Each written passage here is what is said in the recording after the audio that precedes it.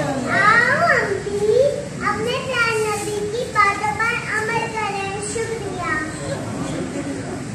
अब मैं आपको सल्लल्लाहु अलैहि वसल्लम का एक शेर सुनाता हूँ।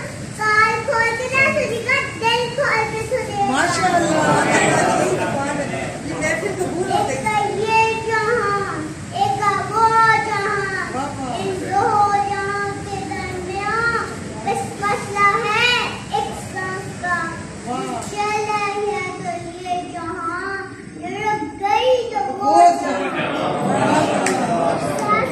अच्छा।